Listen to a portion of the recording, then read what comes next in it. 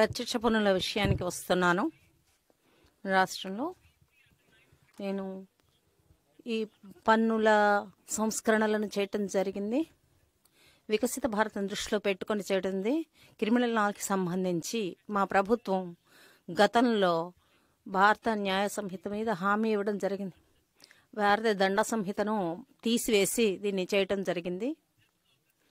ఈ ఉన్నతమైన సభలో ఈ దేశంలో కొత్త పన్ను బిల్లును ప్రారంభించడం, న్యాయాన్ని కొనసాగించటం కోసం ఈ పన్నుల చట్టాన్ని తీసుకురావడం జరుగుతున్నది. ఇప్పుడు ఉన్నటువంటి ఇది చాలా సరళంగా ఉంటుంది అర్థం చేసుకోవడానికి. ఇది ఇందులో ఎటువంటి లిటిగేషను లేకుండా సరళం చేయటం జరిగింది. మంచి సుపరిపాలన తీసుకురావడం కోసం చేయటం జరిగింది. మన ఆర్థిక వ్యవస్థను పటిష్టం చేయడం వచ్చింది. ముఖ్యంగా వీరందరిని కూడా మంచి స్పందన కలగడం కోసం చేయడం జరుగుతున్నాం. 552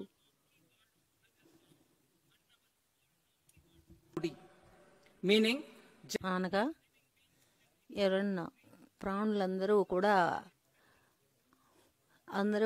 వానల్ని ఎలా పెట్టుకుంటారో అలాగే మంచి పరిపాలన కోసం ప్రజలు వేచి ఉంటారు. దీన్ని ఒక దేశాన్ని నిర్మించే ఉద్దేశంలో మేము ఈ ప్రయత్నాల కోసం మేము కృషి చేస్తామని మాట ఇస్తున్నాం. ఈ ప్రభుత్వం ప్రధానమంత్రి గారి నాయకత్వంలో ఈ దేశం యొక్క అవసరాలను అర్థం చేసుకోవడానికి నేను మళ్ళీ చెప్తానండి. ఈ కింద మేము చెప్పే విషయాలన్నీ కూడా ప్రధానమంత్రి గారు నాయకత్వంలో ఈ దేశంలో దేశ ప్రజల యొక్క ఆకాంక్షలను నెరవేర్చడానికి తీసుకున్నాం అన్ని రకాల చర్యలు తీసుకున్నాం. దీని లక్ష్యాలు ఏమిటంటే వ్యక్తిగతమైనటువంటి ఆదాయ పన్నులను మధ్యతరగతి ప్రజల గురించి చేయడం జరిగింది. టీడీఎస్ వాటినన్నింటినీ కూడాను హేతుబద్ధీకరణం చేశాను. అలాగే వాళ్ళు స్వచ్ఛందంగా వాళ్ళు చేయడం గురించి దాన్ని ఉత్సాహపరచడానికి ప్రయత్నం చేస్తున్నాం. అలాగే వారి ఉద్యోగాల్లోనూ పెట్టుబడుల్లోనూ ప్రోత్సహించడానికి చేస్తున్నాం. టీడీఎస్ టీసీఎస్లను హేతుబద్ధీకరణ వీటిని మేము పన్నులను తగ్గుదలను చేయటం జరిగింది. టీడీఎస్లను ఎన్నిటినో కూడా మేము తగ్గించడం జరుగుతున్నాం. టీడీఎస్ దాన్ని తగ్గించటం, ట్యాక్స్ కొరిగించడానికి ఇది మరింత స్పష్టతను తేపటానికి ఏకరూపతను తేవడానికి కృషి చేస్తున్నాం. వీరికి సీనియర్ జనులకు ఇప్పటికంటే 50,000 నుంచి ₹1,00,000 దాన్ని రెట్టింపు చేయటం జరిగింది. ఇదే విధంగా 2.4 లక్షల రూపాయల నుంచి టీడీఎస్ను దాని మీద ₹6,00,000 ఆదాయాన్ని తగ్గించడం జరుగుతున్నది. ఇది కూడా ఎన్నో రకాల ఆదాన ప్రదానాలను తగ్గించటం జరుగుతుంది. ఇక్కడ మూలంలో పన్నులను కట్ చేయటం అనేది జరుగుతుంది. ఇది 7 లక్షల నుంచి 10 లక్షలకు పెంచటం జరిగింది. నేను టీడీఎస్ను విద్యానికి సంబంధించిన వాటిని మేము తగ్గించటం జరిగింది. అది ఎక్కడైనా ఒక ఆర్థిక సంస్థల నుంచి రుణం తీసుకున్నప్పుడు దాన్ని తగ్గించడం జరుగుతున్నది. టీడీఎస్ వాటిని అన్నింటినీ కూడా ఎటువంటి ట్రాన్సాక్షన్కి సంబంధించి అయినా సరే తగ్గించడం జరుగుతున్నది. కొన్ని క్లిష్టతలను నివారించడం కోసం ఈ పెద్ద టీడీఎస్ను తగ్గించటం అనేది పెద్ద లాంగ్ టర్మ్ దీర్ఘకాలిక వేషంలో మాత్రమే చేయటం జరుగుతున్నది. టీడీఎస్లను చేయటం డ్యూ డేట్ లోపల కనుక చెప్పలేకపోతే కనుక దాన్ని ఇదివరకు క్రిమినల్గా అన్నాం, దాన్ని డీక్రిమినలైజ్ చేయటం జరిగింది. ఈ టీసీఎస్ ప్రజల వాటికి కూడా దీన్ని వర్తింపచేయటం జరుగుతున్నది. ప్రధానమంత్రి గారి నాయకత్వంలో సబ్కా సాత్ సబ్కా దానిలో నమ్మకం ఉన్నది.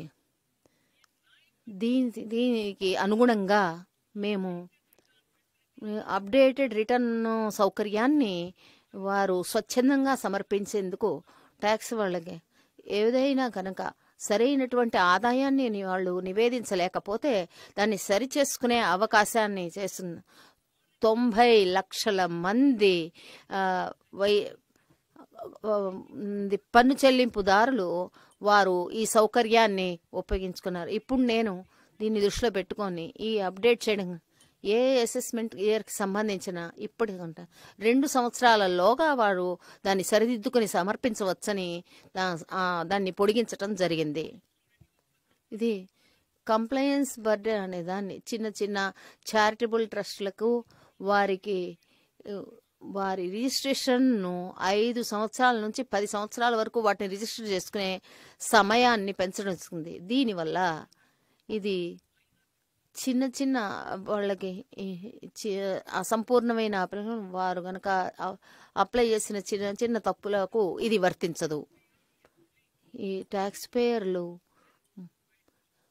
వారు ఆక్రమించిన ఇప్పటిదాకా వారే ఆక్రమించుకున్న వాటికి ఎటువంటి ట్యాక్స్ లేదు. దీనికి సంబంధించి ఈ ట్యాక్స్ల గురించి ట్యాక్స్ పేయర్ల ఇబ్బందులను దృష్టిలో పెట్టుకొని అటువంటి వారు స్వయంగా నివసిస్తున్నటువంటి ఆక్రమించుకున్న వాటికి ఈ ట్యాక్స్ను మినహాయించటం జరిగింది. నేను ఈ పథకానికి సంబంధించి అంతర్జాతీయమైనటువంటి సౌకర్యాలను ఇది ప్రపంచ వ్యాప్తంగా జరుగుతున్న వాటికి అనుగుణంగా ఉంటుంది. లిటిగేషన్ను తగ్గించడం కోసం అంతర్జాతీయమైన టాక్సేషన్కి సంబంధించి దీన్ని విస్తరించడం జరుగుతున్నది. ఎంతోమంది సీనియర్లు మరింత సీనియరు వాళ్లకు నేషనల్ సేవింగ్స్ స్కీమ్లను వారికి వారు చేస్తున్నటువంటి ఎన్ఎస్ఎస్లను విత్డ్రా చేసుకున్నప్పుడు ఉపసంహరించుకున్నప్పుడు వాటికి 24 ఆగస్టు తర్వాత ఉపసంహరించుకున్న వాటి మీద ట్యాక్స్ను మినహాయించడం జరుగుతున్నది. ఎన్పిఎస్ వాళ్ళకి సంబంధించిన ఖాతాలకు సంబంధించి వారి మొత్తం మీద వారికి వచ్చే మినహాయింపులతో సంబంధించి ఈ మినహాయింపు ఉంటుంది. మొత్తం ఆదాయం మీద ఈ మినహాయింపు ఉంటుంది. వీటన్నిటిని కూడా డిజిటలైజ్ చేసి ఈ ట్రాన్సాక్షన్స్ అన్నిటినీ కూడా పేపర్లెస్ చేయడానికి, కాగితరహితంగా చేయడానికి ప్రయత్నిస్తున్నాం. జూలై 24లో మేము కొన్ని విశ్వాస్ స్కీమాన్ని చేయటం జరిగాము. ఎందుకంటే ఆదాయ పన్నుల గురించి వివాదాలను ప్రకటించడం జరుగుతుంది. 33,000 వారు పన్ను చెల్లింపుదారులు ఈ సౌకర్యాన్ని ఉపయోగించుకున్నారు. దీని మీద పెట్టుబడులలోనూ ఉద్యోగ కల్పతలోనూ నేను కొన్ని సౌకర్యాలను కలగజేయదలుచుకున్నాను. ఇక్కడ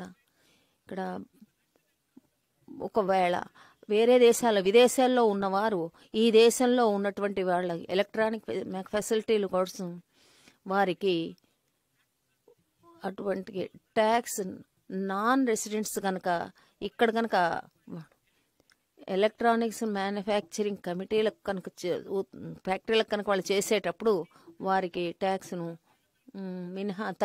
మినహాయింపును ఇవ్వటం జరుగుతున్నది. ఇప్పుడు ఉన్నటువంటి ఈ ట్యాక్స్ పథకాన్ని inland western register Indian vessels చట్టం కింద రిజిస్టర్ అయిన వాటికి వర్తింపచేయటం జరుగుతుంది. ఇది దేశీయమైనటువంటి జల మార్గాల్లో దాన్ని ప్రవర్తించేటప్పుడు దీన్ని వర్తిస్తుంది.